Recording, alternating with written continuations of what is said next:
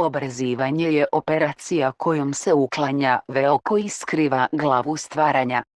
Tjelesni čin nema nikakve veze s duhovnim činom.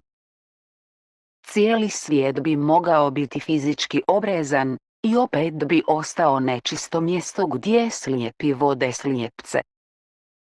Duhovno obrezani su skinuli veo tame i znaju da su Krist, svjetlo svijeta.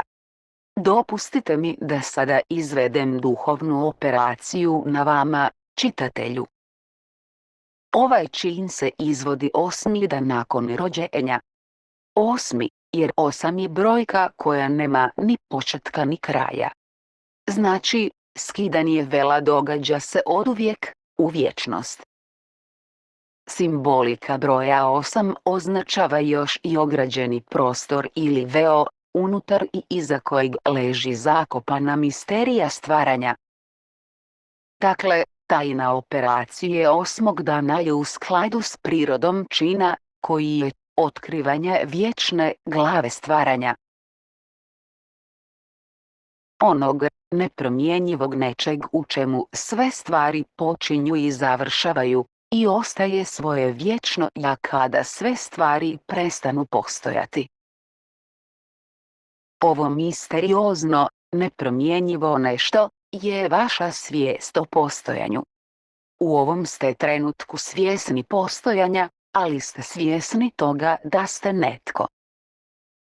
Ovaj netko je veo koji skriva biće koje vi zapravo jeste. Prvo ste svjesni da postojite, a tek onda ste svjesni da ste čovjek.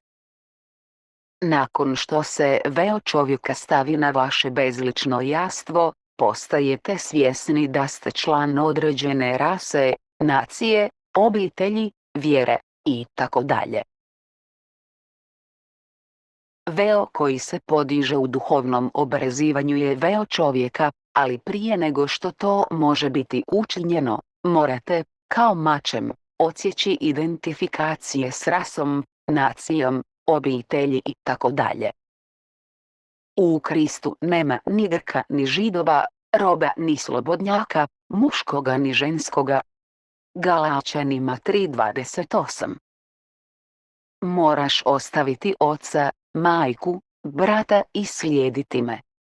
Da biste to postigli, morate se prestati poistovjećivati s tim podjelama, postajući ravnodušni prema takvim tvrdnjama. Ravnodušnost je mač koji siječe. Osjećaj je veza koja veže. Kada budete mogli gledati na ljude kao na jedno veliko bratstvo bez razlike rase, vjere ili boje kože, tada ćete znati da ste odsjekli sve te veze. S tako prekinutim vezama sve što vas sada odvaja od vašeg istinskog bića je vaše uvjerenje da ste čovjek. Da biste uklonili ovaj posljednji veo, morate odbaciti svoju predodžbu o sebi kao o čovjeku, spoznajući sebe kao nešto što postoji i biva. Umjesto svijesti o ja jesam čovjek, neka postoji samo ja jesam bezlična, bezoblična svjesnost. Tada ćete, razotkriveni i budni, izjaviti i znati da ja jesam je Bog i osim mene, ove svijesti, nema drugog Boga. Ovo tajstvo je ispričano u biblijskoj priči o Isusovom pranju nogu svojim učenicima. Zabilježeno je da je Isus odložio svoje haljine, uzeo ručnik i opasao se. Zatim, nakon što je svojim učenicima oprao noge, obrisao ih je ručnikom kojim je bio opasan. Petar je prosvjedovao i rečeno mu je da ako mu noge ne budu oprane, neće imati dio Isusa. Petar odgovori, Gospodine, ne samo noge, nego i ruke i glavu. Isus odgovori i reče, tko je opran, treba samo noge da opere, ali je čist u svemu. Zdrav razum govori čitatelju da čovjek nije čist samo zato što su mu noge oprane. Stoga bi trebao ili odbaciti ovu priču ili potražiti njezin skriveni smisao. Svaka biblijska priča je psihološka drama koja se odvija u svijesti čovjeka i ovo nije iznimka.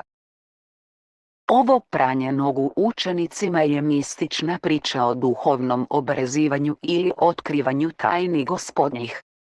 Isus se naziva Gospodinom.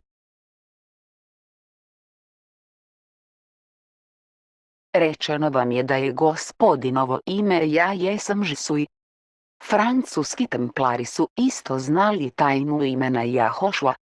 Izaja 42:8 Ja sam Gospodin, tako mi je ime. Ja jesam je Gospodin i tako mu je ime. Isus je ogrnut samo ručnikom, stoga su njegove tajne skrivene. Isus ili Gospodin simbolizira vašu svijest o postojanju, čije su tajne skrivene ručnikom, velom, to jest sviješću da si ti čovjek. Stopalo simbolizira razumijevanje. Hodaj njegovim stopama, razumi put koji prolazi. Stopala mora oprati Gospodin, svjesnost od sve prašine ljudskih uvjerenja ili koncepcija o sebi. Dok se ručnik uklanja da se osuši stopalo, otkrivaju se tajne Gospodina. Ukratko, uklanjanje uvjerenja da ste čovjek otkriva vašu svjesnost kao glavu kreacije. Čovjek je ta kožica koja skriva glavu stvaranja. Ja jesam je Gospodin skriven velom čovjeka.